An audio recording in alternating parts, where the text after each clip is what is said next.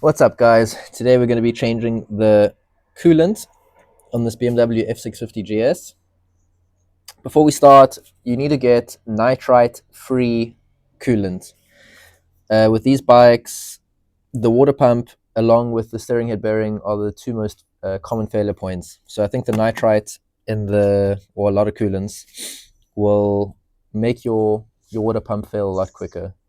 You're going to need 1.3 liters 50-50 mix, and that's it. It's a pretty straightforward job.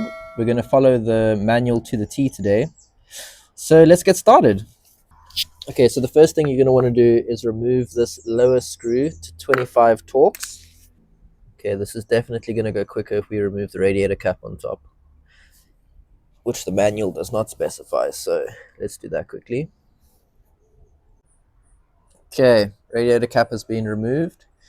Let's try this again. This is a 30, by the way, not a 25. Oh, what a mess. Oh, look at the color of that. Should be a nice clear blue. Yeah, and it's blue from BMW, but I think when you buy off the shelf nitrite free fluid, it's normally going to be pink. Definitely time for a change. Okay, so next up, BMW calls for you to remove this radiator hose. It'll be the one under the cap on the frame here. A number 6 socket will do that job. Whoa. One important step that I forgot to mention is for this beginning part, you want the motorbike to be on the side stand. And then the next step is going to be to remove this, what they call the expansion tank. That looks like another 30 torques.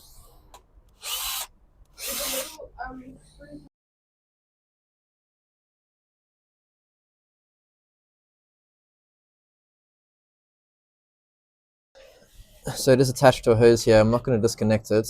I'm just going to open that cap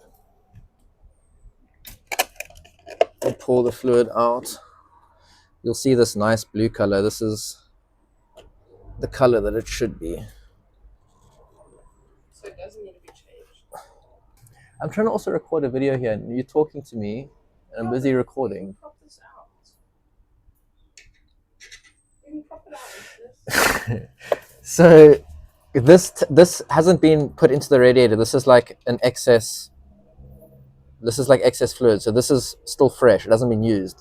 This has been running through the system. You can see the difference in color. A little bit of silicone where this hose connects the tank, just to keep the rubber supple. Okay, now we're going to put this expansion tank back.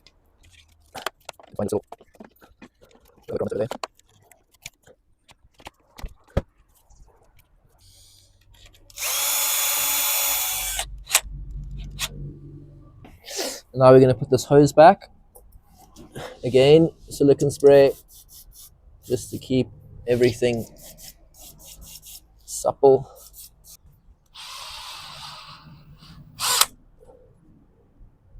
Okay, before we fill the radiator up, I've just realized that this clutch cable is actually meant to go behind this reservoir, so let's do that quick.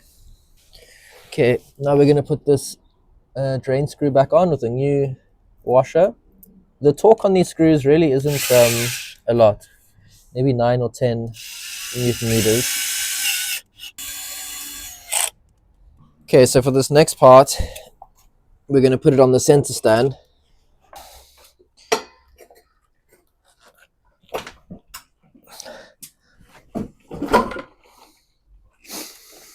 And we're going to come around to the other side of the bike. You're going to take a 12 socket and this bleed nipple here, we're just going to loosen, slacken it off. Then we're going to fill the radiator until water starts coming out of here. Alrighty, so I've got my diluted solution here. I've made it a little bit more concentrated. The manual specifies that it must be able to handle at least negative 30. And this 50 to 50 is negative 36, but that at least makes me think that I can concentrate it a bit more, especially with the weakness of the water pumps on these bikes.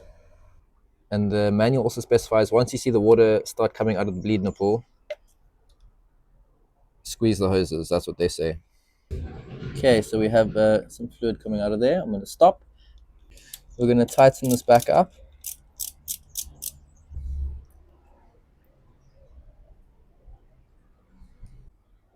Okay, bubbles have stopped. Just keep squeezing this hose as you do this, and you'll see quite a few air bubbles come out. Now we're going to fill up this reservoir to the max line, and then we're done. Well, BMW says you're done, but like with most vehicles, after changing the fluid, I'm going to run the bike, let it get hot, and then take the cap off and see if any more air bubbles have come out. I do have about 100 mils of fluid left, so I wouldn't be surprised if there is a tiny bit of air stuck somewhere.